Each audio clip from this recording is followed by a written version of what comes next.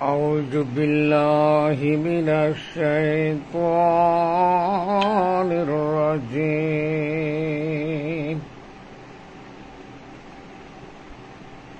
بسم الله الرحمن الرحيم والذي صلوا عليكم وملائكته لإخراجكم من الظلمات إلى النور وكان بالمؤمنين رحيما إن الله وملائكته يصلون على النبي يا أيها الذين آمنوا صلوا عليه وسلموا تسليما দুরুদ ও সালাম রসুল পাক সাল্লাল্লাহু আলাইহি সাল্লামের উপর, যারা সাহাবের উপর, পঞ্জাতনের উপর, কুল আম্বিয়া আলাইহিস সালামের উপর, 12 ইমামের উপর, খাজাগুনের উপর, পীরে দস্তগীর, মাহবে সুবানি, কুতুবে রব্বানি, গাউসে সামদানি, সুলতান আরিফিন হযরত সৈয়দ আব্দুল কাদির জিলানী রহমতুল্লাহর উপর, হযরত খাজা গরিবে নওয়াজ খাজা মঈনুদ্দিন চিশতি আজমিরি রহমতুল্লাহর উপর, ইমামুত তরিকত সৈয়দ বাহাউদ্দিন নকশবন্দ বহারি মুশকিল কুশা রহমতুল্লাহর উপর, ইমামুত তরিকত হযরত ইমামে রব্বানি হযরত মুজাদ্দিদ আলফে সানি শাইখ আহমদ ফারুকি সেরহিন্দি রহমতুল্লাহর উপর, হযরত খাজা মাসুম বিল্লাহ রহমতুল্লাহর উপর, কাদরিয়া, চিশতিয়া, নকশবন্দিয়া, মুজাদ্দিদিয়া, চায়ের তরিকায় যত গাউস, কুতুব, ফির, ওলিয়াল্লাহ গুজরে গেছেন সকলের উপর, হযরত মাওলানা কাজী রিয়াসাত আলী খান শাহজাহানপুরী রহমতুল্লাহর উপর, হযরত বরফকির আহমদ এসরার আলী ওরফে আমিনউদ্দিন সাহেব হানাফি রহমতুল্লাহর উপর, হযরত হাকিম আব্দুল হাকিম মুজাদ্দেদ রহমতুল্লাহর উপর, খাজারানে মজলিস আসসালামু আলাইকুম। প্রিয় দেশ, মুসলমান ভাই ও বোনেরা, দেশবাসী ও বিশ্ববাসী, আমি হাকিম ডাক্তার মোহাম্মদ মুস্তাফিজুর রহমান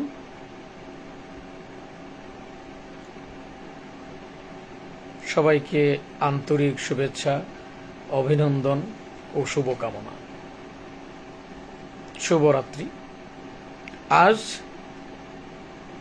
পবিত্র শুক্রবার রজনী, দোয়া কবুলের রজনী, মুসলমানের জন্য ঈদের রজনী। তাই রাসূলুল্লাহ সাল্লাল্লাহু আলাইহি সাল্লাম কালা রাসূলুল্লাহ সাল্লাল্লাহু আলাইহি সাল্লাম জালাল্লাহু ঈদাল মুসলিমিন। মহানবী হযরত মুহাম্মদ মুস্তাফা রাসূল ইকরাম, ইমামুল মুরসালিন, খাতামুন নাবিয়িন হযরত মুহাম্মদ মুস্তাফা রাসূল ইকরাম সাল্লাল্লাহু আলাইহি সাল্লাম বলেন, শুক্রবার দিন মুসলমানের জন্য ঈদের দিন, অর্থাৎ সপ্তাহের ঈদের দিন। আল্লাহ পাক একজন, আল্লাহ পাক মহান রব্বুল আলামিন সর্বোচ্চ ইনসাফ প্রতিষ্ঠাকারী, সর্বোচ্চ দয়াবান, সর্বোচ্চ পালনকর্তা, সর্বোচ্চ ধৈর্যশীল।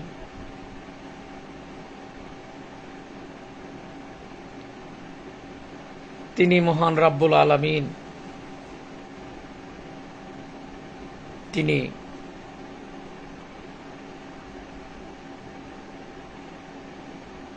কার্যকলাপের নাই মধ্যে কোনো বৈষম্য।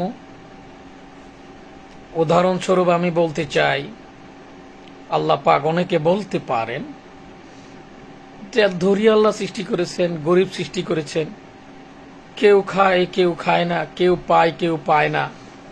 এই যে একটা বৈষম্য, তা কেমন ইনসাফ প্রতিষ্ঠা হলো? আসুন আমরা বোঝার চেষ্টা করি। আসুন হজ সম্পর্কে আমি কথা বলবো, যেহেতু আসছে আগামী হজের মৌসুম, অনেকেই হজে যাচ্ছেন। হজ তারাই পালন করেন যাদেরকে আল্লাহ পাক সমর্থ দিয়েছেন, তাদের জন্য ফরজ। উমরা তারাই করেন যারা সম্পদ আছে, যাওয়ার তৌফিক সমর্থ আল্লাহ পাক যাদেরকে দিয়েছেন তারা।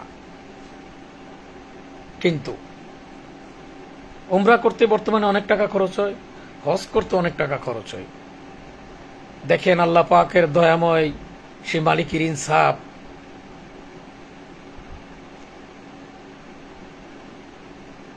কত সুন্দর দেখেন,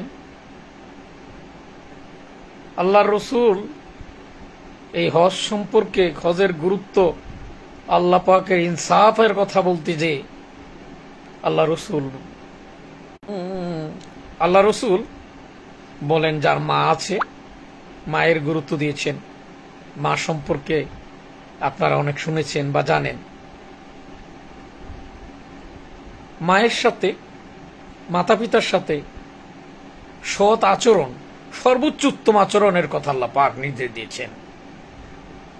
আর এই আয়াতের ব্যাখ্যা করতে যে আল্লাহ রসুল বলেন, কোন সন্তান যদি মাতা পিতার অবাধ্য হয়, সেই যেই হোক না কেন, সে আল্লাহর পরিচয় লাভ করতে পারবে না। কারণ মাতা পিতার সাথে খারাপ ব্যবহার করা কবিরা গুনাহের সবচেয়ে বড় গুনাহ, কবিরা গুনাহ। সেটা 2 নম্বর গুনাহ, কবিরা গুনাহ হচ্ছে সবচেয়ে বড় গুনাহ। এটা মাতা পিতার সাথে খারাপ আচরণ করা, ব্যবহার করা। আর 1 নম্বর যে কবিরা গুনাহ, সেটা হচ্ছে শিরক করা, সরাসরি আল্লাহর সাথে অংশীদার করা।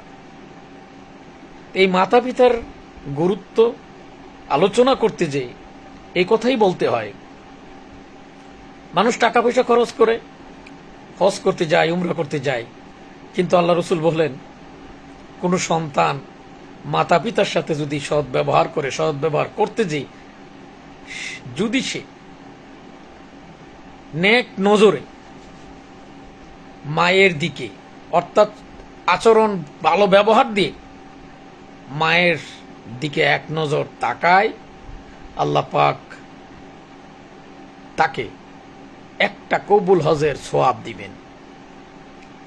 উমরা করেন আর হজ করেন, কবুল হয়েছে কিনা এটা আপনি বলতে পারি না, কিন্তু মায়ের দিকে তাকালে একটা উমরা হজের সওয়াব, 100 বার তাকালে 100টা উমরা হজের সওয়াব।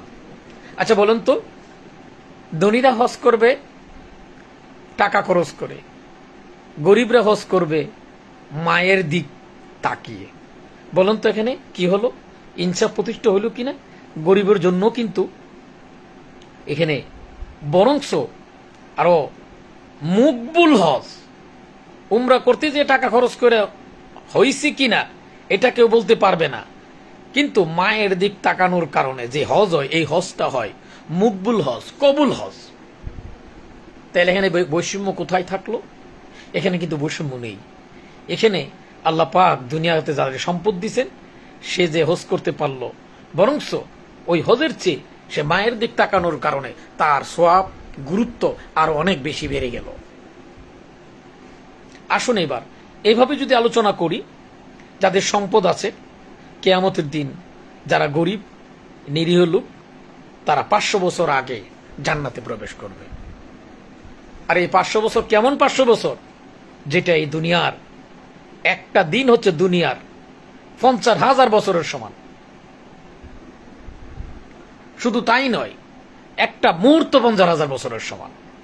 এই জন্য আল্লাহ বলছেন তারুজুল মালাইকাত ওর রূহ 50,000 সানা, ফেরেশতা এবং রূহ এই দুনিয়ার 50,000 বছরের সমান এক মুহূর্তে গমন করতে পারে।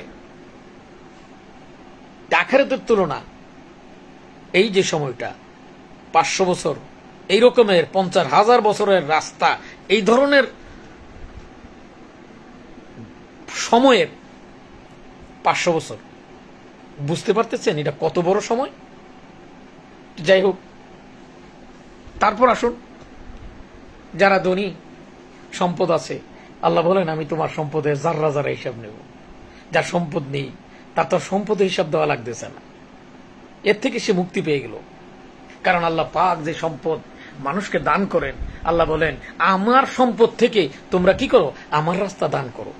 আমি সম্পদ পেলাম কিন্তু সম্পদের সুষ্ঠু ব্যবহার করলাম না, তাহলে এই সম্পদ আমার জন্য কি হলো? সম্পদ হলো দুজহর ইন্ধন, এই সম্পদ হলো আমার জন্য ক্ষতিকর। তাহলে কি হলো? এই সম্পদ একদিকে আপনি দুনিয়া লাভবান হয়েছেন, পরকালে আপনি ক্ষতিগ্রস্ত হয়েছেন। তাই আল্লাহ পাক বলেন বিসমিল্লাহির রহমানির রহিম, তুরিদুনা আরাদাদ দুনিয়া আল্লাহু ইউরিদুল আখিরা ওয়াল্লাহু আজিজুল হাকিম।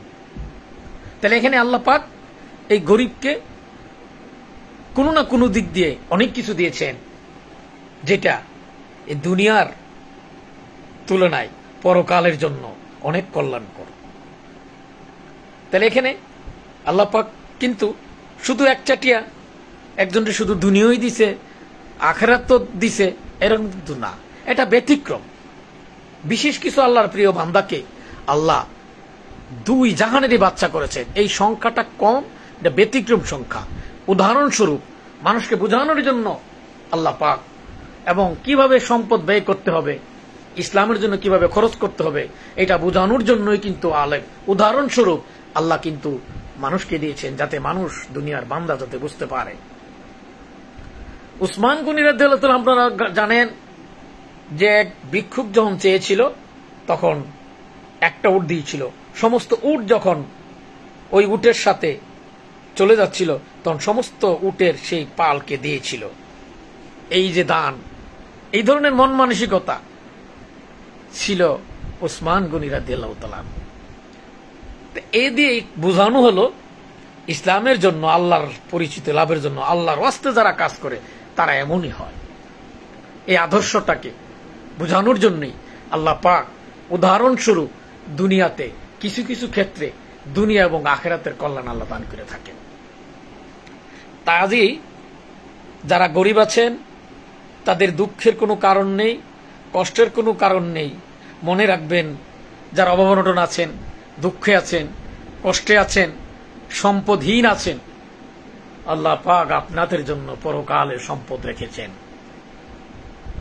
কোনো না কোনো ভাবে আল্লাহ পাক আপনাকে এই কষ্টের বিনিময়ে বিভিন্ন গুনাহকে আল্লাহ মাফ করে দেবেন।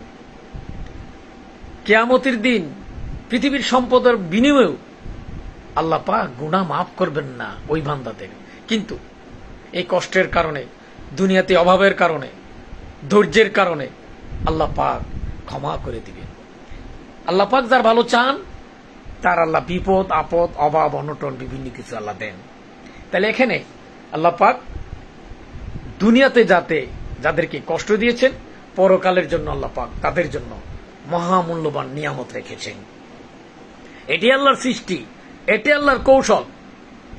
আল্লাহ পাক এটা দয়া, আল্লাহ পাকের সেই করুণা। এই জন্য কোরআন পাকে আল্লাহ পাক জানিয়ে দিলেন বোঝার জন্য, বান্দা যাতে বুঝতে পারে আমি তোমাদেরকে মুসিবত বিপদ আপদ অভাব অনটন দিয়ে আমি পরীক্ষা করি। এই পরীক্ষায় যারা টিকে যাবে তারাই মহামানব, তারাই আল্লাহর বন্ধু, তারাই প্রকৃত মুসলমান, তারাই ওয়ারাসাতুল আম্বিয়া, তারাই আল্লাহর বন্ধু, তারাই আলা ইন্না আউলিয়া আল্লাহি লা খাউফুন আলাইহিম ওয়া লা হুম ইয়াহজানুন। যাক, যে কথা বলতেছিলাম, হজ করতে গেলে আপনাকে, হজের গুরুত্ব বুঝতে গেলে আপনাকে আগে প্রকৃত মুসলমান হওয়া লাগবে। যে প্রকৃত মুসলমান হইল না, ঈমান পরিপূর্ণ হইল না, ওই বান্দার হজের কোনো মূল্য নেই।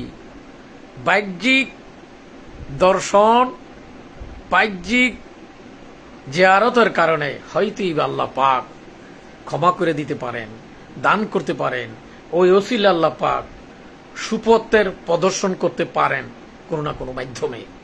এটা আল্লাহর দয়া এবং করুণা।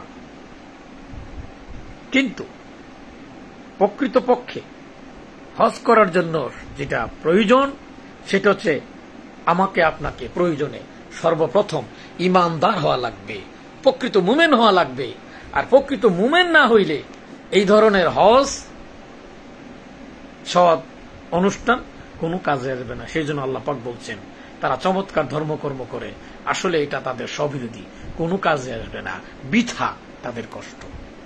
তাদের নামাজ হবে না, কারণ আল্লাহ পাক নামাজ সম্পর্কে বলেন যে তাদের নামাজ ও রুকু সাজদা কষ্ট ছাড়া আর কিছুই নসিব হয় নাই। এই জন্য আত্মশুদ্ধি লাগবে। এই জন্য আল্লাহ পাক বলেন বিসমিল্লাহির রহমানির রহিম, ইয়া আইয়ুহাল্লাযীনা আমানু আত্তাকুল্লাহা ওয়াবতাগু ইলাইহি ওয়াসিলাতা ওয়াজাহিদু ফি সাবিলিল্লাহি লাআল্লাকুম তুফলিহুন। আল্লাহ বলেন, হে আমার বান্দারা, তোমরা যদি আল্লাহর নৈকট্য লাভ করতে চাও তাইলে তোমরা ওসিলা অন্বেষণ করো এবং সেই পথে জিহাদ করো যেন সফল কাম হইতে পারো। তাইলে এখানে উসিলা অন্বেষণ করার কথা বলা হইতেছে। এদের ব্যাখ্যা করতে আল্লাহ নিজে আরেক জায়গা বলছেন বিসমিল্লাহির রহমানির রহিম, আল্লাহ বলেন ইয়া আইয়ুহাল্লাযীনা আমানু আত্তাকুল্লাহা ওয়া কুনু মা'আস সাদিকিন। যারা ভালো মানুষ, সত্যনিষ্ঠ, তোমরা তার সোহবত লাভ করো, সহচর্য লাভ করো। এদের ব্যাখ্যা করতেছে ইমাম গাজ্জালী রাহমাতুল্লাহ বলেন, নাজরাতুল ইলাল আলিমান হাব্বু ইলাইয়া মিন ইবাদাতি সানাতিন সিয়ামুহা ওয়া কিয়ামুহা। এক মুহূর্তের জন্য একজন আল্লাহওয়ালার সোহবত, আলেমের সোহবত 1 বছর নামাজ কিয়ামের থেকে উত্তম। এই জন্য তাদের এত গুরুত্ব দিয়েছে। তারা কারা? তারা হলেন আল্লাহ, ইন্না আউলিয়াল্লাহি লা খাউফুন আলাইহিম ওয়া লা হুম ইয়াহজানুন। তারা আল্লাহর বন্ধু, তাদের কোনো ভয় নাই, ভীতি নাই, সংকোচ নাই। যাই হোক, যে কথা বলছিলাম, তাহলে এখানে আত্মশুদ্ধি লাগবে। এই জন্য আত্মশুদ্ধি করার জন্য যুগে যুগে আল্লাহ পাক নবী, রাসূল, ওলিয়া আল্লাহগণকে পাঠিয়েছেন। তাদের মাধ্যমেই মাধ্যম লাগবে। বিনা মাধ্যমে আল্লাহ নৈকট্য লাভ, আত্মশুদ্ধি অসম্ভব। এই পৃথিবীতে যত আল্লাহর ওলি বুজুর্গ গিয়েছেন, কেউরই কারো পক্ষে সম্ভব হয় নাই। এই জন্য একজন প্রকৃত মাধ্যম লাগবে। এটা কোন জ্ঞান? এই জ্ঞানটাকে বলা হয় বিশেষ জ্ঞান। এই জন্য আল্লাহ রাসূল বলছেন, আল ইলমু ইলমান ফাল ইলমু সাবিতুন ফিল কালবি ফাযাকাউ যাতুল ইবাদিহি। ইলমটাকে 2 অংশে বিভক্ত করা হয়েছে। একটা হলো জবানে ইলম, আর একটা হলো কলবে ইলম। জবানে ইলম এটা বই পুস্তক পড়ে, কিতাবাদি পড়ে অর্জন করা যায়, কিন্তু কলবে ইলম এটা বই পুস্তক পড়ে, কিতাবাদি পড়ে অর্জন করা যায় না। এই জ্ঞানটা বিশেষ জ্ঞান। তাই তো 19শ শতাব্দীর বিস্ময়কর বুজুর্গ হযরত হাকিম আব্দুল হাকিম মুজাদ্দেদ রহমাতুল্লাহ বলেন, বিদ্যা শিখিলে জ্ঞানী নাহি হয়, জ্ঞান পৃথক জিনিস আল্লাহ যারে দেয়। এই জ্ঞানটার কোন জ্ঞান? বিশেষ জ্ঞান। এদের ব্যাখ্যা করতেছে আল্লাহ পাক নিদর্শন রেখে দিয়েছেন। ওই বিশেষ জ্ঞানের নিদর্শন হযরত মুসা আলাইহিস সালাম এবং খিজির আলাইহিস সালামের যে ঘটনা কোরআন পাকে উল্লেখ করা হয়েছে সূরা কাহফে 82 নম্বর আয়াতে আল্লাহ বলেন, ওই ঘটনা বলেন, আপনি বুঝবেন কি করে? কারণ আল্লাহ পাক আপনাকে বিশেষ জ্ঞান দান করেন। 3টা ঘটনা ঘটেছিল, মুসা আলাইহিস সালাম বুঝতে পারে নাই। আর এই যে জ্ঞান, এই জ্ঞানের নাম বিশেষ জ্ঞান। তারা কারা? তারা আল্লাহ, ইন্না আউলিয়াল্লাহি লা খাউফুন আলাইহিম ওয়া লা হুম ইয়াহজানুন। তাদের কোনো ভয় নেই, ভীতি নেই, সংকোচ নাই। দুনিয়াতে নয়, আখিরাতে নাই, কিয়ামতে নাই, ফুলসিরাতে নাই, কোথাও নাই। তারাই আল্লাহর ওলি। কারণ আল্লাহ, তারা আল্লাহর বন্ধু। বালিল্লাহু মাওলাকুম ওয়া হুয়া খায়রুন নাসিরিন। আল্লাহ হলো সেরা অভিভাবক, বন্ধু। এই জন্য তাদের সাথে আল্লাহ পাক বলেন, ওয়ালা তাকুনু লিমা ইউকতালু ফি সাবিলিল্লাহি আমওয়াত বাল আহইয়াউ ওয়ালাকিন লা তাশউরুন। কুল ইন কুনতুম তুহিব্বুনাল্লাহ ফাত্তাবিউনি ইউহিব্বুকুমুল্লাহ ইয়াগফির লাকুম যুনুবাকুম ওয়াল্লাহু গফুরুর রাহিম। আল্লাহু গফুরুর রাহিম। যাই হোক, আজ শুক্রবার রজনী আমি আপনাদেরকে তরিকায়ে খাস মুজাদ্দিদের পক্ষ থেকে আমি দাওয়াত দিলাম, কাজ করে দেখতে পারেন। যদি ফল পান কাজ করবেন, আর ফল না পাইলে বাদ দেবেন। তবে কতদিন দেখবেন? মাত্র 40 দিন। 40 দিনের ভিতরে কলবের একটা অবস্থা, পবিত্রতার একটা অবস্থা বুঝতে পারবেন। যদি বুঝতে পারেন কাজ করবেন, নাহলে বাদ দেবেন। আত্মশুদ্ধি লাগবে, এছাড়া কোনো পথ নেই। তাই তো শেখ সাদি রহমতুল্লাহ বলেন, বরগে দরক তানে সবজ দর নজরে হুশিয়ার অরুরকে দফদরিস্ত বারে বাদে কেড়ে দেগার। এলমে তাসাবুর জ্ঞান, আল্লাহ প্রাপ্তির বিশেষ জ্ঞান জন অর্জন করেছে। তখন শেখ সাদি রহমতুল্লাহ বলেন, বর্গে দরক তানে সবজ দর নজরে হুশিয়ার অরুরকে দফদরিস্ত বারে বাদে কেড়ে দেগার। হে আল্লাহ, তোমারে পাবার জন্য এত শত সহস্র খণ্ড হাদিস, এত কিছু করার প্রয়োজন নেই। কারণ আল্লাহর প্রেম ভালোবাসার কারণে আল্লাহ পাক তাদের অন্যকে উন্মোচন করে দিলেন। আফামান সারাল্লাহু সাদরাহু লিল ইসলাম ফাহুয়া আলা নূরিহি মিন রাব্বিহি আলার রব। প্রেমের কারণে, ভালোবাসার কারণে আল্লাহ পাক, বন্ধুত্বের কারণে আল্লাহ পাক ওই বান্দাদের বক্ষকে আল্লাহ পাক উন্মোচন করে দিলেন। তাই তো আল্লাহ বলেন, আফামান সারাল্লাহু সাদরাহু লিল ইসলাম ফাহুয়া আলা নূরিহি মিন রাব্বিহি আলার রব। আল্লাহ বলেন, আমি তার বান্দার বক্ষকে উন্মোচন করে দিছি, সে তার নবের রুমের পরিচিত।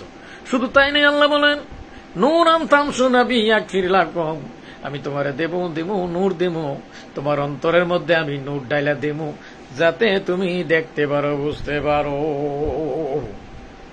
এই জন্য আল্লাহ পাক এদের ব্যাখ্যা করতে বলেন, লা তুদরিকুহুল আবসার ওয়া ইদরুকুল আবসার ওয়া লাতীফুল খাবীর। চর্মচোখে দেখি তক্ষম। বান্দা যখন আল্লাহর প্রেম ভালোবাসার মহব্বতে তার অন্তরটা ভরপুর হয়ে যায়, রবের তার তরফ থেকে তার নিকট অন্তর চোখে এসে যায়। ওই চক্ষু দ্বারা যে দেখিল, সে তার স্বীয় সত্তাকে চিনিল, আর যে দেখিল না, সে তার স্বীয় সত্তাকে ক্ষতিগ্রস্ত করলো। আল্লাহ বলেন, আমি তার রক্ষক নই। অর্থাৎ এই অন্তর্দৃষ্টি যাদের আল্লাহ দান করে নাই, বক্ষকে যাদের উন্মোচন করে নাই, সেই অন্তর্দৃষ্টি হাসিল হয় নাই, আল্লাহ পাক বলেন, আমি তার রক্ষক নই। আর এই জন্য আয়াতের ব্যাখ্যা করতে যায় সূরা কাহাবের 15 পারা আল্লাহ পাক বলেন, অমান কানা ফি হাযিহি আমা ফাকুম ফিল আখিরাতি আমা ওয়াদাল্লু সাবিলা। আল্লাহ বলেন, দুনিয়াতে যে অন্ধ, আখিরাতে অন্ধ, এবং সে চরম পথভ্রষ্ট। এই জন্যই আল্লাহ পাক বারবার বলছেন, অন্ধ আর চক্ষুবান কি সমান হইতে পারে? এদের ব্যাখ্যা করতে যায় মালা জালালউদ্দিন বলেছেন, প্রেমের কারণে, ভালোবাসার কারণে নিজেকে আগুনের মধ্যে জ্বালিয়া পুড়িয়া ছারখার করে দিতে হবে। ওই প্রেম ভালোবাসার কারণে আল্লাহ পাক মানবের অন্তরের মধ্যে অন্তর চক্ষু দান করবেন। তাই তো মা জালালউদ্দিন বলেন, হেম্মতে ফরওয়ানা বিয়ার বে খবর, সুজুজু ফরওয়ানা তাইয়া বি খবর। হেম্মতে পড়ুয়ানা বিয়ার বে খবর, সুজুজু পড়ুয়ানা তাইয়া বি খবর। তুমি কি পতঙ্গের সাহস দিয়েছ? পতঙ্গে প্রেমের কারণে, ভালোবাসার কারণে আগুনের মধ্যে জাপায়া নিজেকে পুড়িয়া ছারখার করে দিল। ও দুনিয়ার মানুষ, আল্লাহর প্রেম ভালোবাসার মধ্যে তুমি যখন নিজেকে যখন আগুনে পোড়ায় ছারখার করে দেবে, তখন তোমার নফসটা, নফসটাও তোমার মুতমাইন হয়ে যাবে, তোমার আত্মা পরিশুদ্ধ হয়ে যাবে। এই জন্য আল্লাহ সূরা শুআরা 88 নম্বর আয়াতে বলেন, তোমাদের ধন সম্পদ সন্তান সন্ততি কোনো কাজে আসবে না, শুধু কাজে আসবে সালিম কলব, বিশুদ্ধ অন্তঃকরণ এবং নফসে মুতমাইন্না। এই জন্য আল্লাহ বলেন, আলা ইয়া আইয়াতুহান নাফসুল মুতমাইন্না তুরজি ইলা রাব্বিকি রাদিয়াতাম মারদিয়া ফাদখুলি ফি ইবাদি ওয়াদখুলি জান্নাতি। হে নফসে মুতমাইন্না, হে প্রশস্ত আত্মা, তুমি প্রবেশ করো জান্নাতে, শামিল হবার বান্দা গুণের। কাজী যতক্ষণ পর্যন্ত ওই বিশেষ জ্ঞান অর্জন না হবে, ওই অন্তর্দৃষ্টি হাসিল না হবে, আল্লাহ পাক ওই ব্যক্তিটারে পথভ্রষ্ট বলছেন। কেমন পথভ্রষ্ট, এর ব্যাখ্যা করতে বলেন। আল্লাহ পাক বলেন, আফালাম ইয়াসিরু ফিল আরদি, তোমরা কি জমিনে ভ্রমণ করো নাই? যদি তোমাদের দেখার মতো চোখ থাকতো অথবা শোনার মতন কান থাকতো, তাইলে তোমরা দেখতে পারতে, শুনতে পারতে। আসলে তোমাদের চক্ষু অন্ধ হয় নাই বটে, তোমার বক্ষের ভিতরে যে কলব আছে এই অন্ধ। তারা কারা? এতে ব্যাখ্যা করতে আল্লাহ বলেন, ওয়ামিনান নাসি মাইয়াকুলু আমান্না বিল্লাহি ওয়া বিল ইয়াউমিল আখিরি ওয়া মা হুম বিমুমিনিন। মানবের মধ্যে কতক লোক আছে যারা বলে ঈমান আনছি, বিশ্বাস করিয়াছি। আল্লাহ বলেন, না না, তোমরা বিশ্বাস করো নাই। তারা কারা? এই জন্য তাদের জন্য আল্লাহ পাক বলেন, ওয়ামিনহুম উম্মিউনা লা ইয়ালামুনাল কিতাবা ইল্লা আমানা ওয়া ইনহুম ইল্লা ইয়াজুনুন। তারা মুখে মুখে কিতাব পাঠ করে, আসলে তারা কিতাব বুঝে না, মিথ্যা আশায় মগ্ন। তারা কারা? তারা মিথ্যাবাদী। আসলে তারা কিতাব পড়ে, আসলে তারা কিতাব বুঝে না। এর ব্যাখ্যা করতে আল্লাহ পাক আরেক জায়গায় বলেন, আফালামিয়া তারা তাদাব্বারুনাল কুরআনা আম আলা কুলুবিন আকফালুহা। তারা কি অন্তর দিয়া কুরআন বুঝে না? বুঝে না। কারণ বুঝবে না এই কারণ তাদের অন্তরের মধ্যে তালা মাইরা দেওয়া হয়েছে, তারা বুঝবে না। এদের ব্যাখ্যা করতে আল্লাহ বলেন সুম্মুম বুকমুম খাতামাল্লাহু আলা কুলুবিহিম ওয়া আলা সামইহিম ওয়া আলা গিশাওয়াতুন আযাবুন আযীম। তারা বধির, অন্ধ, বোবা, তারা আসলে কিছুই বোঝে না। কাজে যতক্ষণ পর্যন্ত ওই অন্তর্দৃষ্টি হাসিল না হবে, ততক্ষণ পর্যন্ত সে প্রকৃত মুমিন হল না, ততক্ষণ পর্যন্ত সে আল্লাহর বন্ধু হইল না। আর যতক্ষণ পর্যন্ত আল্লাহর বন্ধু না হইল, ততক্ষণ পর্যন্ত শয়তান থেকে সে মুক্ত পাবে না। কারণ ওই ব্যক্তির বন্ধু শয়তান। কারণ আল্লাহ বলেছেন যে ঈমানদার, শয়তান তার কোনো ক্ষতি করতে পারে না। ইন্নাহু লাইসা লাহু সুলতানুন আল্লাযিনা আমানু আলা রাব্বিহিম ইয়াত্তাকুন। সূরা নাহল 99 নম্বর আয়াত আল্লাহ পাক বলেন, শয়তানের কোনো ক্ষমতা নাই যারা ঈমানদার। যারা ঈমানদার তারাই আল্লাহর বন্ধু, তাদেরকে আল্লাহ হেফাজত করেন। শয়তান তাদের কোনো ক্ষতি করতে পারে না। কারণ অপরপক্ষে যারা বেঈমান, তাদের বন্ধু হইল শয়তান। কারণ শয়তান তাদের বন্ধু এই কারণে তাদের অন্তঃকরণ আল্লাহর জিকির থেকে গাফিল। এই জন্য আল্লাহ বলেন, আয়াতের ব্যাখ্যা কোরআনে বলেন, বিসমিল্লাহির রহমানির রহিম, ইসতাওয়াজ আলাইহিমুশ শায়তানু ফাআনসাহুম যিকিরাল্লাহ উলাইকা হিজবুশ শায়তান আলা ইন্না হিজবাশ শায়তানি হুমুল খাসিরুন। তারাই শয়তানের দল যাদের অন্তঃকরণ আল্লাহর জিকির করে না। কাজী আত্মাকে পরিশুদ্ধ করতে গেলে, আত্মাকে তাজা রাখতে গেলে, চক্ষুবান হইতে গেলে আত্মশুদ্ধি লাগবে, অন্তঃকরণের পবিত্রতা লাগবে, অন্তর জিকির করা লাগবে। এই আয়াতের ব্যাখ্যা করতে যে আল্লাহ পাক জিকিরের গুরুত্ব কিভাবে করতে হবে, এর সিস্টেম বলতে যে, এর গুরুত্ব বলতে যে আল্লাহ পাক বলেন, বিসমিল্লাহির রহমানির রহিম, ফাইজা কাদাইতুমুস সালাতা ফাযিকুরুল্লাহ কিয়ামা ওয়া কুদালা জুনুবিকুম। তোমরা যখনই নামাজ থেকে ফারিগ হও, উপবেশন অবস্থা, দণ্ডায়মান অবস্থা ও শায়িত অবস্থা আল্লাহর স্মরণ করো। অর্থাৎ নামাজ বাদে সর্বসময় আল্লাহর জিকির করো। আর এই জিকির করার জন্য আত্মশুদ্ধি লাগবে, কলবের পবিত্রতা লাগবে। কারণ এখানে সর্বসময় জিকির করার কথা বলা হয়েছে। এই আয়াতের ব্যাখ্যা করতে যে আল্লাহ পাক বলেন সূরা নূরে 18 পারা সম্ভবত 45 নম্বর আয়াত আল্লাহ পাক বলেন, রিজালুল্লাহ তুলহিহিম তিজারাতু ওয়ালা বাইউন আন যিকরিল্লাহ। এমন একদল লোক আছে যাদেরকে দুনিয়ার ব্যবসা বাণিজ্য, ক্রয় বিক্রয় কিছুই আল্লাহর জিকির থেকে বিরত রাখতে পারে না। তারা কারা? তারা আলা ইন্না আউলিয়া আল্লাহি লা খাউফুন আলাইহিম ওয়া লা হুম ইয়াহজানুন। এই জন্য তাহলে জিকির লাগবে। আর এই জিকিরের গুরুত্ব আলোচনা করতে যে গুরুত্বের কথা বলতে যে আল্লাহ পাক নিজেই বলেন ওয়ালা তানবে জিকির, জিকিরের মধ্যে কোনো শিথিলতা নাই। প্রত্যেক কাজের মধ্যে কিছু না কিছু শিথিলতা আছে, কিন্তু জিকিরের মধ্যে কোনো শিথিলতা নাই। এই আয়াতের ব্যাখ্যা করতে যে ইবনে মাসউদ রাদিয়াল্লাহু বলেন যে প্রত্যেক কাজেরই সীমা আছে, নামাজের সীমা আছে, হজের সীমা আছে, রোজার সীমা আছে। কেউ যদি অসুস্থ হয় হজ রোজা পরে থাকলে হবে, কেউ যদি অসমর্থ হয় হজ পরে করলে হবে, নামাজ যদি অজ্ঞান হয়ে যায় পরে পড়লে হবে। কিন্তু জিকির এখানে পরের কোনো অপশন নাই। অজ্ঞান হোক আর জ্ঞান থাকুক, সে ভাত খাক, সে যে কোনো কাজ করুক না কেন, সর্বাবস্থায় তাকে জিকির করতে হবে। এখানে ওয়ালা তানিবে জিক্রি, এর মধ্যে কোনো শিথিলতা নাই। কিভাবে করবে? এতে ব্যাখ্যা করতে যে আল্লাহ তো নিজেই বলছেন রিজালুল্লাহ তুলহিহিম তিজারাত ওয়ালা বায়ুন। এমন একদল লোক আছে যাদেরকে দুনিয়ার ব্যবসা বাণিজ্য কিছুই আল্লাহর জিকির থেকে বিরত রাখতে পারে না। এই জন্য একজন বিশিষ্ট নকশবন্দ রহমতুল্লাহ আয়াতের ব্যাখ্যা করতে যে বলেন মিনা বাজারে আমি একজন সৌদাগরকে 50,000 দিরহামের বেচা কিনা করতে দেখছি, এক মুহূর্তের জন্য তার অন্তঃকরণ আল্লাহ স্মরণ থেকে গাফেল থাকে নাই। এই জ্ঞান বিশেষ জ্ঞান, আল্লাহ এই জ্ঞান যাকে দিছেন সম্ভব। আর এই জিকির শিক্ষা করার জন্য নামাজ কায়েম করা লাগবে। নামাজ কায়েম, পড়ার কায়েম এক জিনিস নয়। পড়া যে কোনো লোক পড়তে পারে, কিন্তু কায়েম হলো ওইটাই যে নামাজ কায়েম যখনই হবে তখন ইন্না সালাতা তানহা আনিল ফাহশাল মুনকার, নিশ্চয় নামাজ সমস্ত অন্যের কাছে ফিরিয়ে রাখবে। একমাত্র নামাজ কায়েম ব্যতীত সমস্ত, অনেকের প্রশ্ন করলে বলে ভাই আমি তো নামাজ পড়ার কারণে অনেক অন্যায় থেকে বেঁচে রয়েছি। অনেক না, সমস্ত অন্যায় কাছ থেকে বেঁচে থাকতে হবে। যখনই বেঁচে থাকা যাবে তখন বোঝা গেল নামাজ আপনার আমার হয়েছে, নতুবা প্রকৃত নামাজ হয় নাই। কবুল হোক না হোক সেটা আমার আপনার ব্যাপার না। নামাজ পড়ার দরকার আমরা পড়ছি, কায়েম করার দরকার চেষ্টা করছি, কিন্তু হবে না হবে সেটা আল্লাহই ভালো জানেন।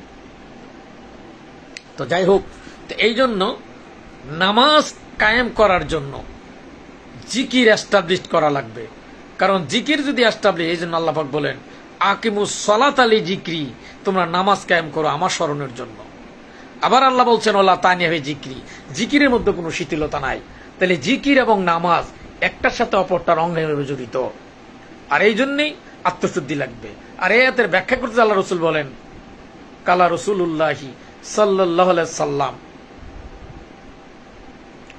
আল্লাহ রসুল বলেন লা সালাতা ইল্লা বিহুজরিল কাল, একাগ্রতা ছাড়া, কলবের মুতদ্দা ছাড়া, আত্মশুদ্ধি ছাড়া নামাজ কায়েম হবে না।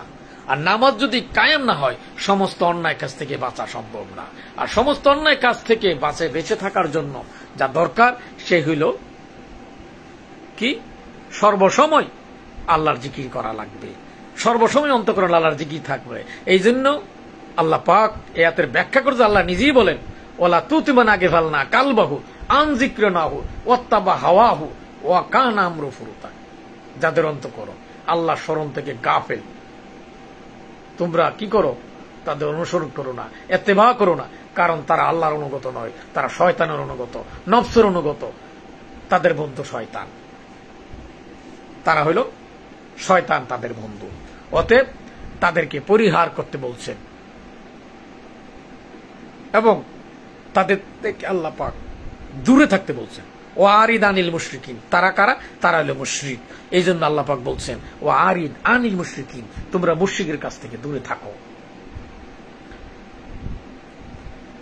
তো যাই হোক, তাহলে এখানে জিকির, এতে জিকিরের গুরুত্ব আলোচনা করতে যে ইবনে মাসউদ বলেন যে প্রত্যেক কাজেরই সীমা আছে, কিন্তু জিকিরের কোনো সীমা নেই।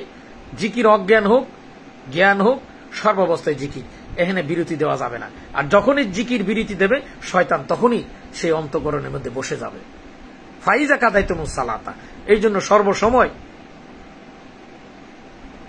বলা হয়েছে জিকির করার কথা, নামাজ বাদে বাকি সর্বসময় জিকির, এখানে কোনো শিথিলতা নাই। ওয়ালা তানিবে জিক্রি, কারণ জিকিরের মধ্যে যদি শিথিলতা হয় শয়তান ওই ফাঁকে অন্তকরণের মধ্যে ঘাটি মেরে বসে যাবে। ইয়াতের ব্যাখ্যা করতে যে মেশকাত শরীফের 2176 নম্বর হাদিস আল্লাহ রসুল বলেন, প্রত্যেক মানুষের শরীরের ভিতর একটা গোস্তের টুকরা আছে, ওই টুকরা যদি অপবিত্র থাকে তাহলে তার যাবতীয় শরীর অপবিত্র, আর এই গোস্তের টুকরা যদি পবিত্র হয় তার সে পবিত্র।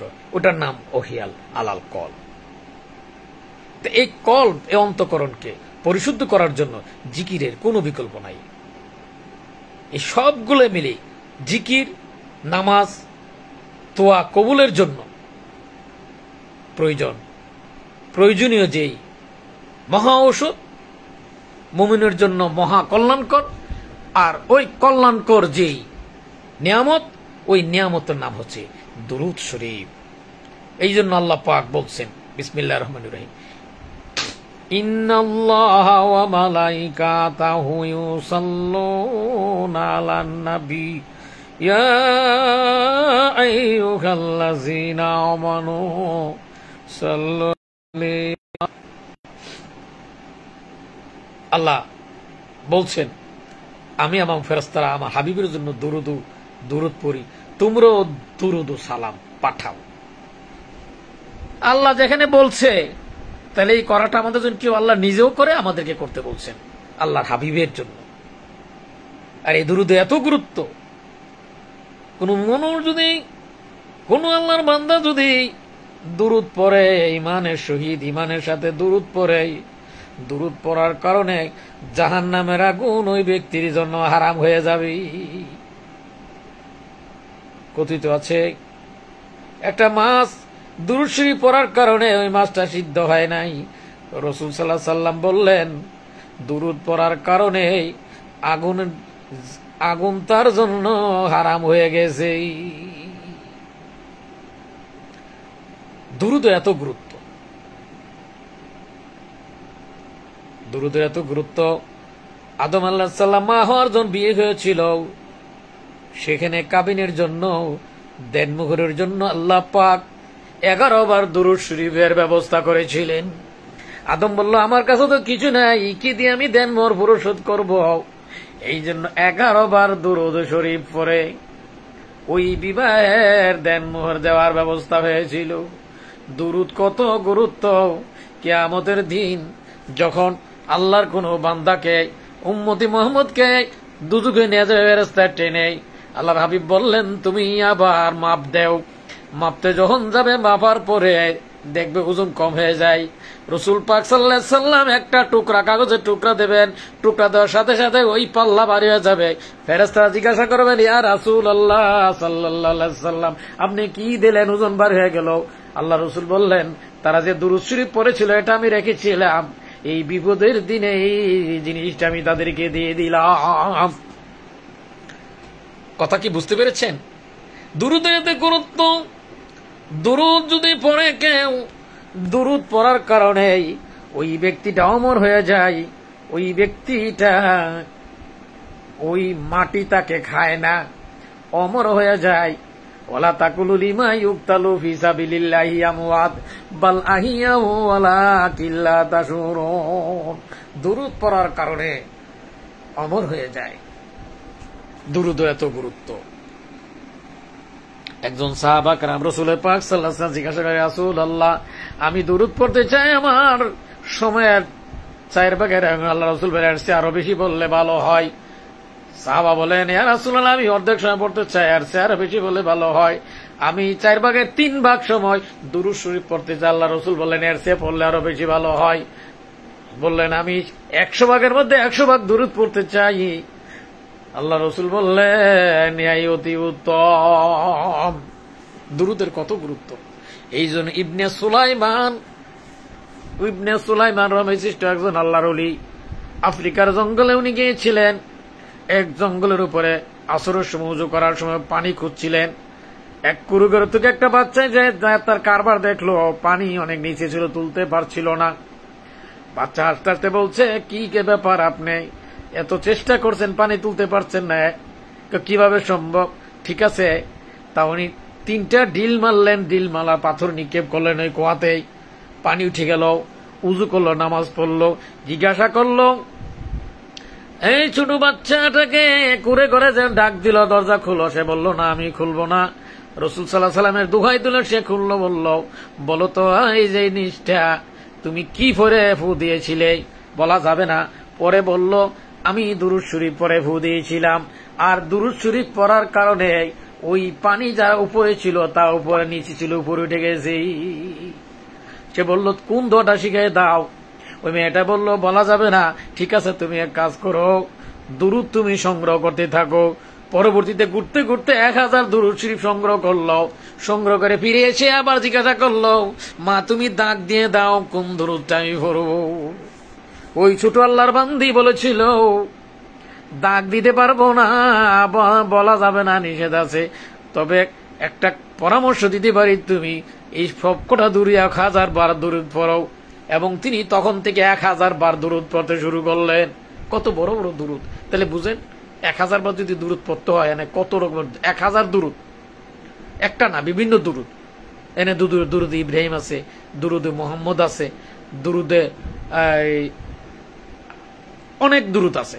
তো যাই হোক, এই দুরূদ পড়ার পর উনি যেন ইন্তেকাল করলো, ওই এলাকাতে ইন্তেকালের পরে এক সময় ওনার এলাকা থেকে ওনার লাশটা নেওয়ার জন্য এসেছিল 70 বছর উপরে। 70 বছর পর যখন ওই লাশটাকে উত্তোলন করেছিল, তখন তারা দেখেছিল, বিজ্ঞানীরা গবেষণা করে দেখেছিল এখনো ব্লাড সার্কুলেশন হচ্ছে, কাফনের কাপড়টা এখনো ডিসকালার হয় নাই, তার মধ্যে এখনো পুরো গোলা চুলগুলা যেমন আছে তেমনই রয়ে গেছে। আল্লাহ রাসূল বলেন কালা রাসূলুল্লাহ সাল্লাল্লাহু আলাইহি ওয়াসাল্লাম আল আম্বিয়া ওয়াল আউলিয়া নুসাল্লি আলা কুবুরিহিম কামা সাল্লাইতু বুয়ুতিহিম। আল্লাহ নবীগণ, আল্লাহর ওলিগণ স্ব কবরে মাজারে রুকু করে সিজদা করে তারা জিন্দা। তারা কি? তারা জিন্দা।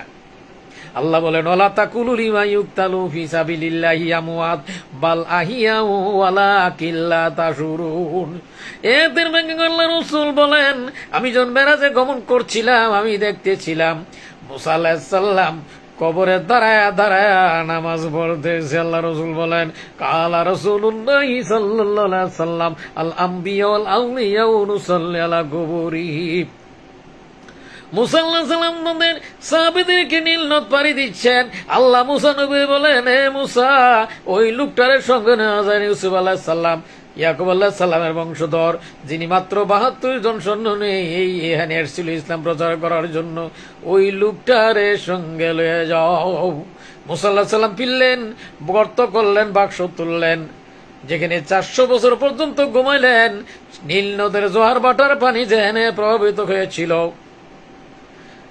উঠানোর পর কাফনের কাপড়টা ডিসকালার হয় নাই। আল্লাহ রাসূল বলেন কালা রাসূলুল্লাহ সাল্লাল্লাহু আলাইহি ওয়াসাল্লাম আল আম্বিয়া ওয়াল আউলিয়া নুসাল্লি আলা কুবুরিহিম কামা সাল্লাইতা বুয়ুতিহিম। তাহলে কিভাবে? অনেকে বললেন কিভাবে কবরে মাজারে কবরে তারা খায়। ও দুনিয়ার মানুষ, তারা কিন্তু ভাত মাছ তরকারি খায় না। আল্লাহ তাদেরকে যে খাবার দেন, ওই খাবারের নাম হইল নূর। তারা কি খায়? নূর খায়। আমাদের মতন এরকম ভাত মাছ তরকারি নয়, যাই খায় সেটা নূর। কেউ বাজাবে বাঁশ কাঠিতে, কেউ বাজাবে বাঁশ কাঠিতে, কেউ বা খুঁড়িবে কবর। তুমি কার বায়াসাই বাঁধছো বাড়ি ঘর, তুমি কার বায়াসাই বাঁধছো বাড়ি ঘর। জোয়ার বায়াসাদের ধরি, জোয়ার বায়াসাদের ধরি, বাইলা জনম বর। জোয়ার শেষে ভাটায় আসলে, জোয়ার শেষে ভাটায় আসলে তোর হইবে রে খবর। তুই কার বায়াসাই বাঁধছো বাড়ি ঘর। জানে তুমি আপন ভাবো, হাই হাই, জানে তুমি আপন ভাবো, সে তোমারে ভাবে পর।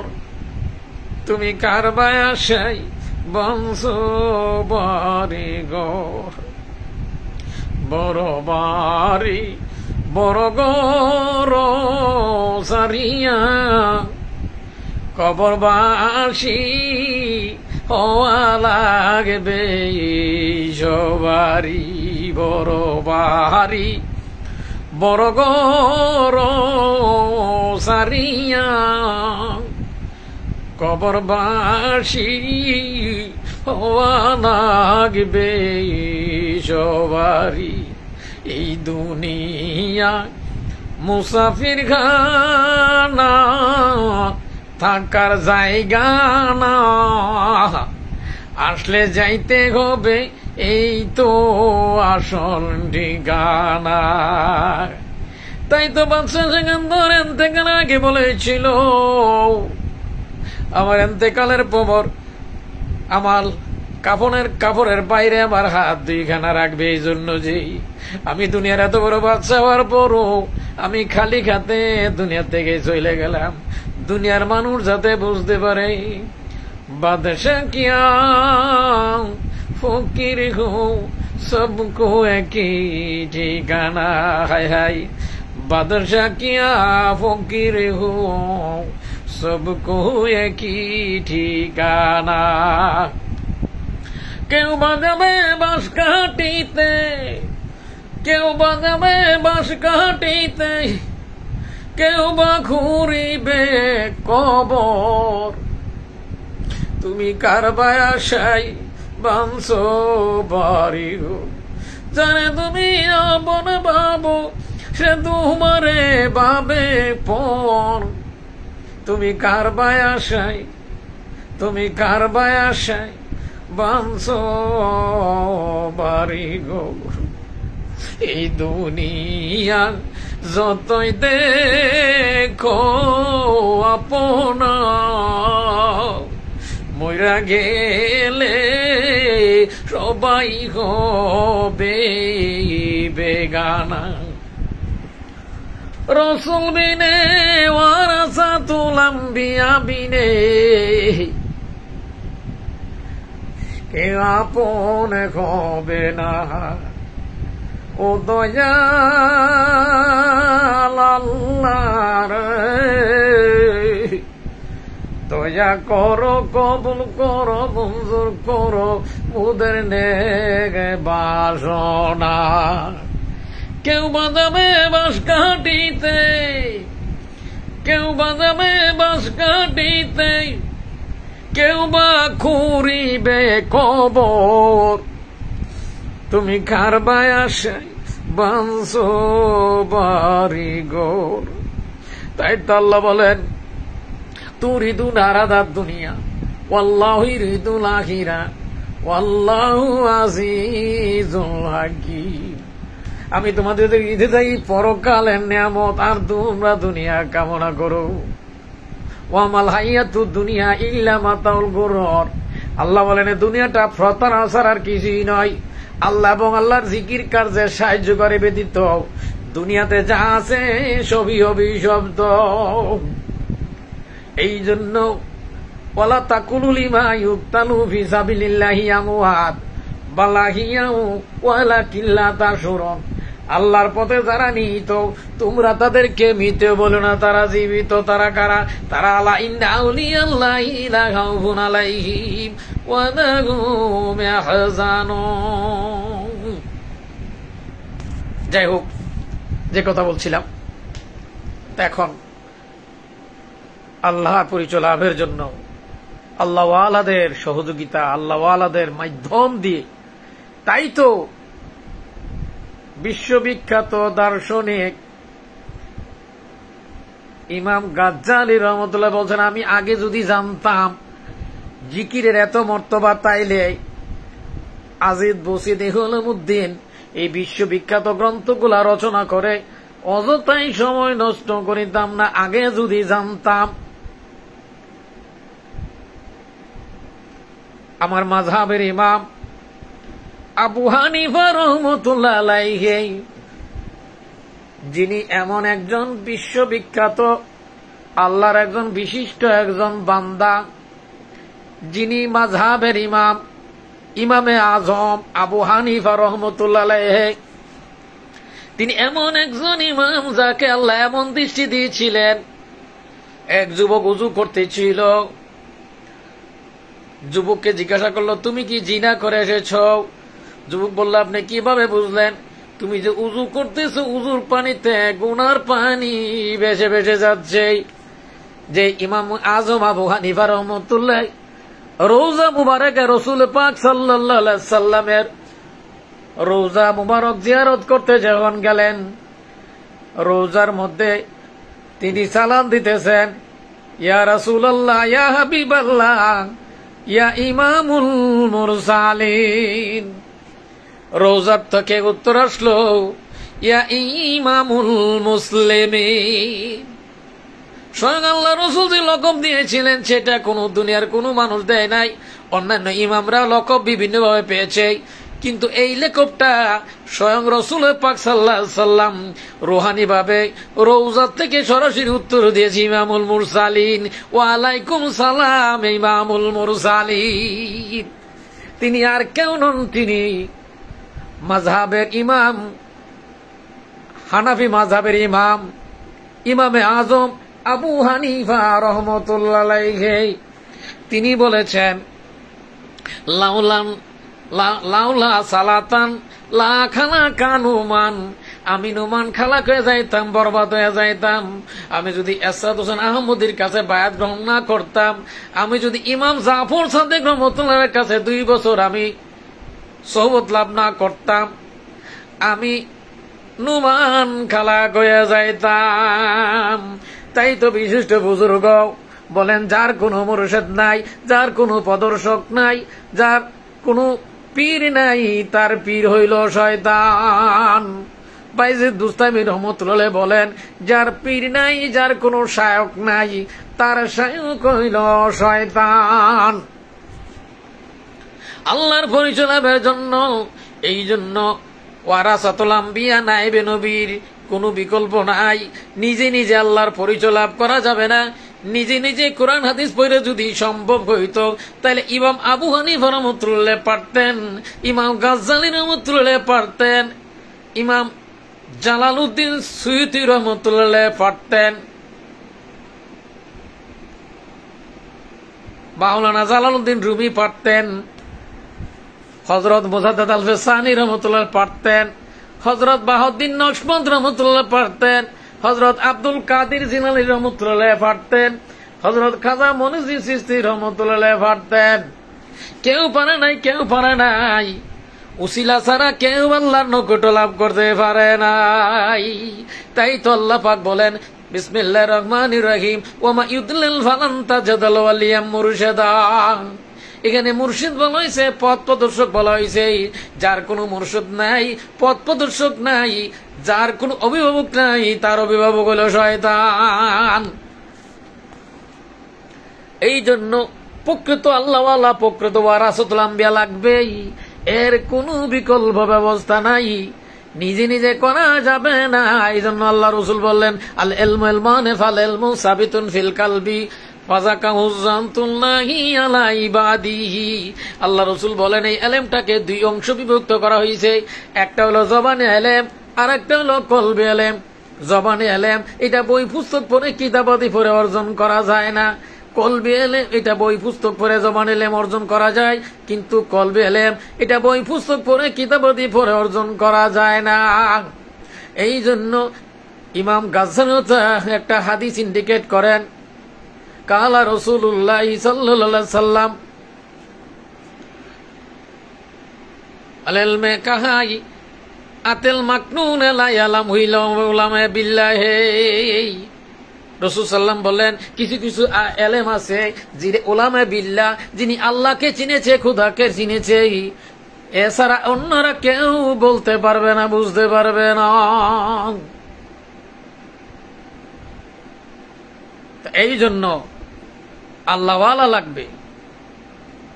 হযরত মুজাদ্দিদ আল-ফিসানি রাহমাতুল্লাহ আলাইহি ভারতবর্ষে 4.5 বছর যখন শিরক বাদাতে বর্বর হয়ে গিয়েছিল, তখন কিন্তু ইসলামের চরম পরিণতি শিরক বেদাতে ভরপুর হয়ে গিয়েছিল।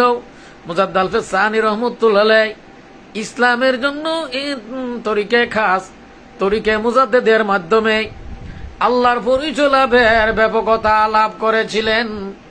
পৃথিবীতে আজও সেই তরিকে মুজাদ্দেদের মাধ্যমে মানুষ হেদায়েত প্রাপ্ত হচ্ছে। ইমাম মেহদী আলাইহিস সালাম এই তরিকা দরজ দেবেন। তিনি ছিলেন 1000 বছরের মুজাদ্দেদ।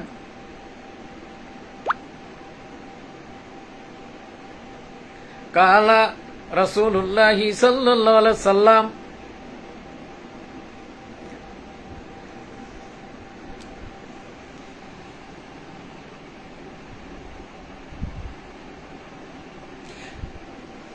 কালা রাসূলুল্লাহ সাল্লাল্লাহু আলাইহি সাল্লাম ইউবাসু রাজুলুন সাল্লাল্লাহু আলাইহি সাল্লাম ইউবাসু রাজুলুন আলা আহাদা আশারা মিয়াতু ইসমুজে বাইনাহুম আযাবেরাইন সুলতানাইনি ইয়াদখুলুল জান্নাতা বিশাফাতা কাযা কাযা মিনান নাস।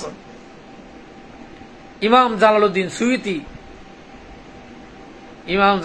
সুয়ুতি এমন একজন বিশিষ্ট আল্লাহর প্রিয় বান্দা, যিনি জামিউল জামান হাদিসের কিতাবে যিনি একজন রইসিল মুফাসসিরিন, একজন বিশিষ্ট হাদিস বিশারদ, বিশিষ্ট একজন আল্লাহর বন্ধু।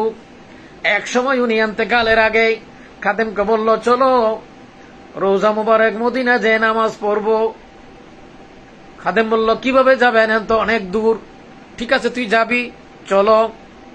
সংক্ষেপে বলছি, চক্ষু বন্ধ করে একটু সামনের দিকে হাঁটো। চোখ খুলে দেখলো সে রোজা মুবারকে মদিনায় চলে গেছেন। আবার পরে সন্ধ্যার পরে আবার বলল, ঠিক আছে চলো। এই একইভাবে চলে আসলো। উনি খাদেমকে নিষেধ করলে, কথা বলবা না, আমি ইন্তেকালের পরে বলবা, এর আগে বলবা না। কিন্তু সে কিনা বইলা পারে।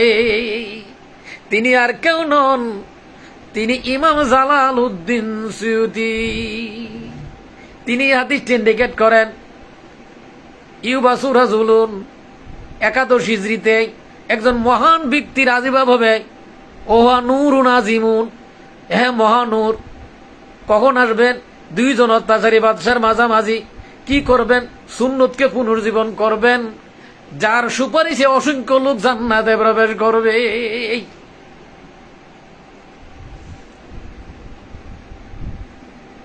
পৃথিবীতে তরিকা আছে মতান্তরে 136টা, তার মধ্যে 4টা প্রধান: কাদরিয়া, চিশতিয়া, নকশবন্দিয়া, মুজাদ্দিদিয়া। কাদরিয়া তরিকা যখন ছিল তখন চিশতিয়া ছিল না, তারপরে চিশতিয়া আসলো।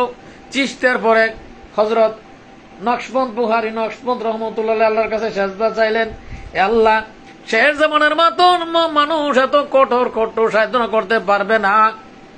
আল্লাহ, তুমি সহজ পথ দান করো, যেই পথ রাসূল পাক সাল্লাল্লাহু আলাইহি সাল্লামের সময় বায়াত থেকে 1 মুহূর্ত থেকে 40 দিনের ভিতরে কামালাত নবুয়ত পর্যন্ত হাসিল হয়ে যাইত, যার কারণে দিব্য দৃষ্টি তাদের হাসিল হয়ে যাইত। এই জন্য কথিত আছে, খানজালা রাদিয়াল্লাহু তাআলা আনহু মজলিস থেকে দৌড়ে এসে বললেন, ইয়া রাসূলুল্লাহ, খানজালা বেঈমান হয়ে গেছে। কি হয়েছে খানজালা? ইয়া রাসূলুল্লাহ সাল্লাল্লাহু আলাইহি সাল্লাম, আপনার কাছে যখন বসি, আপনি যখন আলোচনা করেন, বেহেশত দুজক সবই কিছু সচক্ষে দেখতে পাই। আর যখনই আপনার কাছ থেকে দূরে চলে যাই, দুনিয়া গ্রাস করে। রাসূল পাক সাল্লাল্লাহু আলাইহি সাল্লাম বলেন, তোমরা যদি সবসময় আমার কাছে থাকতে, ফেরেশতারা তোমাদের হাতে চুম্বন করত। এটা আর কিছু নয়, গুরুত্ব হইল সোহবতের গুরুত্ব। নাজরাতুল ইলাল আলিমা নাহাব্বু ইলাইয়া মিন ইবাদাতি সানাতিন সিয়ামুহা ওয়া কিয়ামুহা। এটা হলো সোহবতের গুরুত্ব। এক জমানেই সোহবতে নাউনিয়া বেতরাজ সদসনাত আদবেরিয়া গারতো খাহি কামনিশিনি বাগুদা তু নিশিনি দরগুজুরে আউলিয়া। এটা সোহবতের গুরুত্ব। সোহবত লাগবে, এই জন্য আল্লাহওয়ালাদের সোহবত অনেক গুরুত্বপূর্ণ। তারা কারা? হুমুল্লাযিনা ইযা রুহু যিকিরাল্লাহ, যাদের কাছে গেলে আল্লাহর কথা ইয়াদ, আল্লাহর কথা স্মরণ হয়, তারাই হলো আল্লাহর ওলি। তো যাই হোক, তাহলে মতান্তরে 36টা 4টা প্রধান।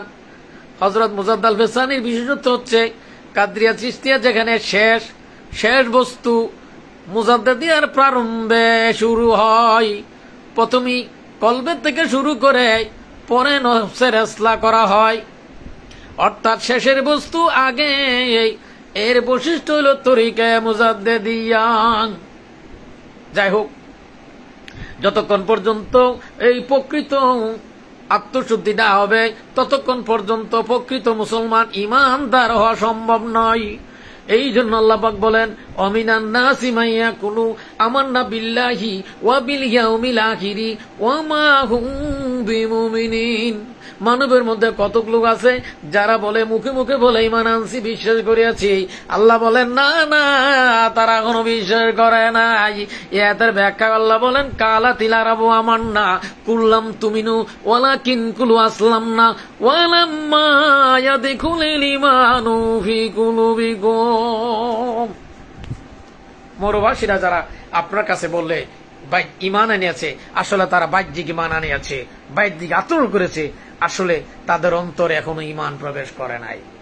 এই জন্য ঈমান আনার জন্য আপনা আমাকে, যে কোনো মানুষকে উসিলা লাগবে। এই জন্য আল্লাহ বললেন, ইয়া আইয়ুহাল্লাযিনা ইন্নাল্লাহা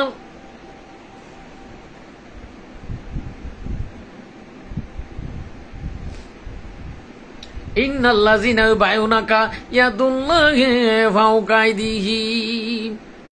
একজন আল্লাহর প্রিয় বন্ধু লাগবে, এর কোনো বিকল্প নাই।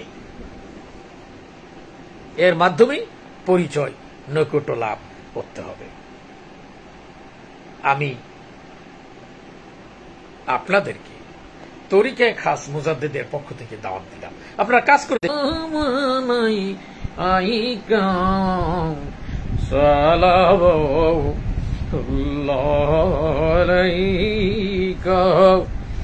طلع البدر علينا من صنيعته البداء وجب شكر علينا ماذا لله يا نبي سلام عليك يا رسول سلام عليك يا حبيبي سلام عليك صلوات الله عليك। আমরা যে সবাই গুনাহগার, দেখাবার মতো কিছুই নাই। হযরত শাইখনা মুর্শিদেনা মুজাদ্দিদেনা কুতুবের সাদে শাহ সুফি হযরত মুহাম্মদ ইকবাল হোসেন মাদাজিলুল আলীর উসিলা আমরা তরিকায়ে খাস মুজাদ্দিদিয়া হয়েছি নবী আপনার উম্মত, হয়েছি আপনার উম্মত। শুকরিয়া জানায় গুণিত ইয়া রাব্বুল আলামিন, তোমারই দরবারে কবুল করো, মঞ্জুর করো মুদের নেক বাসনা। ইয়া নবী সালামু আলাইকা ইয়া রাসূল সালামু আলাইকা ইয়া হাবিবি সালামু আলাইকা সালাওয়াতুল্লাহ আলাইকা সালাতুল্লাহ আলাইকা। যাইতে চাই গো মদিনা, কদমে সালাম দিতে চাই দাঁড়ায়া দাঁড়ায়া। মনের মধ্যে বড় আশা, যাইতে চাই গো মদিনা। ইয়া রাসূল সালাম আলাইকা। কবুল করো মঞ্জুর করো মুদের নেক বাসনা। ইয়া নবী সালাম আলাইকা। ইয়া হাবিবি সালাম আলাইকা। সালাওয়াত ইয়া নবী সালাম আলাইকা।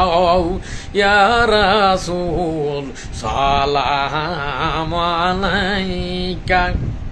উম্মতের কান্ডারি ৬৩ বছর কাঁদলেন নবী উম্মতের লাগিয়া, এখনো কাঁদিতে আসেন রোজার মধ্যে থাকিয়া। এমন দয়াল মহানবী উম্মতের কান্ডারি, শয়নে স্বপনে জাগরণে। ইন্তেকালের আগে মুবারক খানি দেখে দেখে যাইতে চাই গো পর পাহাড়ে। কবরে মিজানে ফুলছে রাতে, দেখতে চাই সেই মহা দয়াল নবীজির সেই চরণ মুবারক।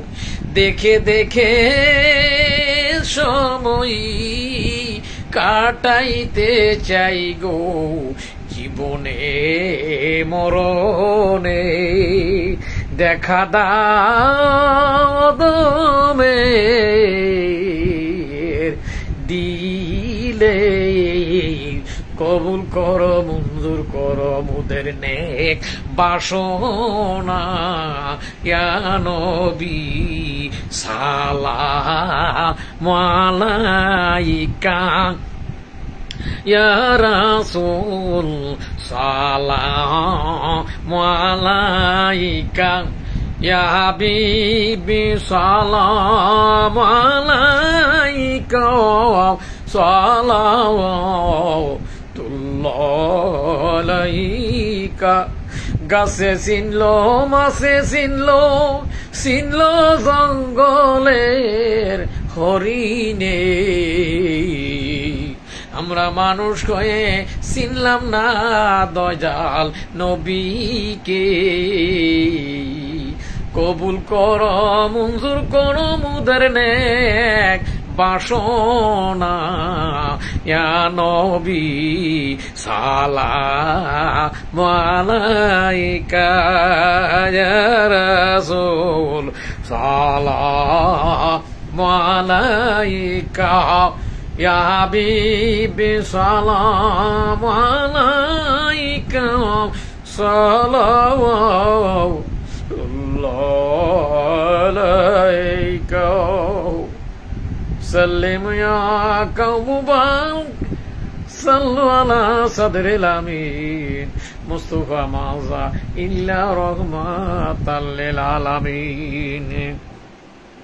যাই হোক, আজ শুক্রবার রজনী, গভীর রজনীতে হে আল্লাহ তোমার দরবারে রসুলের শানে দরুদ মিলাদ কিয়াম করেছি, হে আল্লাহ তুমি কবুল করো, মঞ্জুর করো।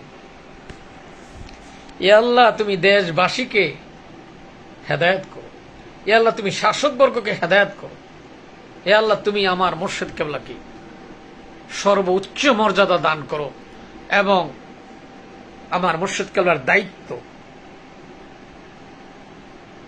সঠিকভাবে পালন করে উপযুক্ত হয়ে পরপারে যেতে পারেন সেই তৌফিক আল্লাহ তুমি দান করো। হে আল্লাহ তুমি মুসলমানদেরকে তুমি আল্লাহ হেফাজত করো। হে আল্লাহ তুমি বিশ্বের মুসলমানদেরকে তুমি হেফাজত করো, হেফাজত করো। হে আল্লাহ আমার প্রিয় জন্মভূমি বাংলাদেশটাকে তুমি আল্লাহ হেফাজত করো, হেফাজত করো। হে আল্লাহ মুনাফেক নামদারি মুসলমান তাদের ষড়যন্ত্র থেকে হে আল্লাহ তুমি মুসলমানদেরকে হেফাজত করো, হেফাজত করো। নারায়ে তাকবীর, নারায়ে তাকবীর, নারায়ে তাকবীর, আল্লাহু আকবার, আল্লাহু আকবার, আল্লাহু আকবার। হে আল্লাহ নারায়ে তাকবীরের ধ্বনিতে ধ্বনিতে হে আল্লাহ তুমি বিশ্বটাকে ভরে দাও, ভরে দাও, ভরে দাও। হে আল্লাহ নারায়ে তাকবীরের ধ্বনিতে ধ্বনিতে তুমি বিশ্বটাকে ভরে দাও, ভরে দাও।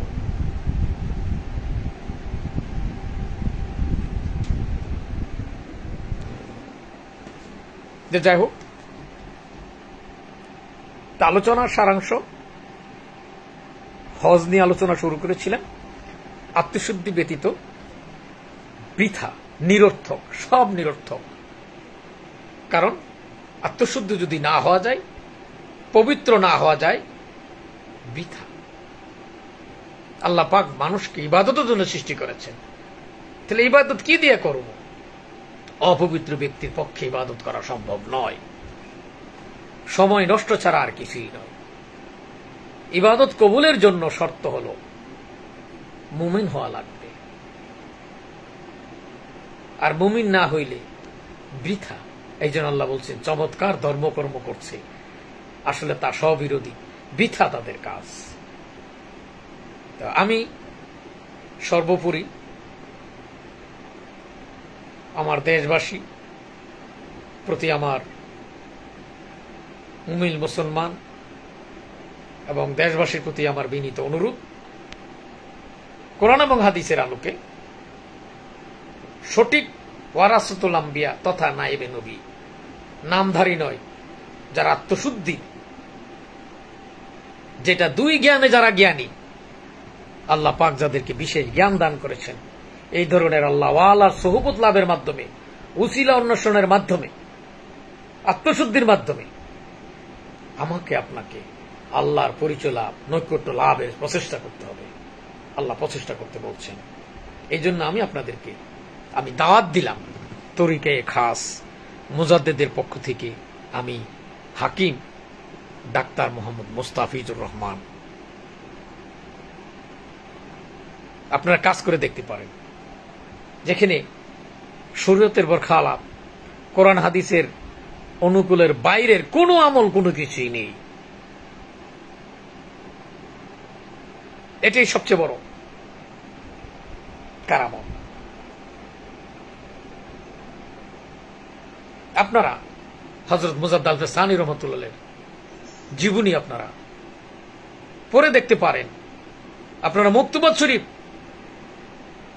পৃথিবী, বাংলাদেশ, পৃথিবী বিখ্যাত এক যা মুজাদ্দেদ আল ফেসানি রহমাতুল্লাহ একটা কিতাব ফতোয়া আলমগীর, বিশেষ করে মুক্তবাদ শরীফের মধ্যে বিভিন্ন প্রশ্নের উত্তর অনেক কিছু দেওয়া আছে।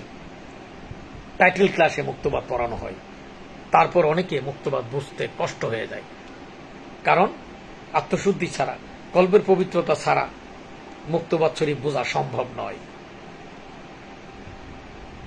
মাবদামাত একটা কিতাব, হযরত 19 শতাব্দী বিশিষ্ট একজন মুজাদ্দেদ সংস্কারক হযরত হাকিম আব্দুল হাকিম মুজাদ্দেদ রহমতুল্লাহ আলাইহির অনুমতিক্রমে মাওলানা মাহবুর রহমান সাহেব এটার ফার্সি কিতাব থেকে এটা বাংলা অনুবাদ করেছিলেন মাবদামাত আদি অন্ত। এখানে মুজাদ্দাল বিসানি রহমতুল্লাহ বিশেষ কিছু কথা উল্লেখ করা হয়েছে। রওজাতুল কাইয়ুমিয়া এই গ্রন্থটা যদি আপনারা পড়েন, এখানে অনেক বিশেষ কিছু দলিল এখানে দেওয়া আছে। এরশাদুত তালিবিন ফার্সি কিতাব, ওইখানে বেশ কিছু দলিল এখানে ডকুমেন্টস দেওয়া আছে।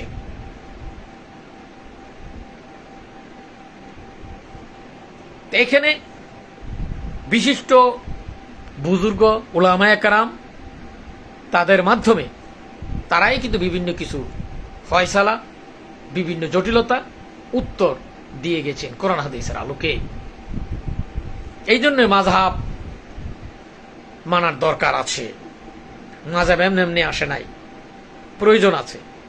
যিনি ইমামে আজম আবু হানিফা রহমতুল্লাহ। তো যাই হোক, পৃথিবীর কোন আল্লাহর ওলি উসিলা ছাড়া আল্লাহর পরিচয় লাভ করতে পারেন নাই, আগেও পারেন নাই, এখনো কেউ পারবে না, অসম্ভব। এটা আল্লাহর জুরিডিকশন ওভারটেক করে সম্ভব নয়। যে কোনো কাজ করতে গেলে মাধ্যম লাগে, কারো না কারো মাধ্যমেই পৌঁছতে হয়, যেতে হয় নতুন অবস্থায়। তো এই জন্য আমি আপনাদেরকে দাওয়াত দিলাম।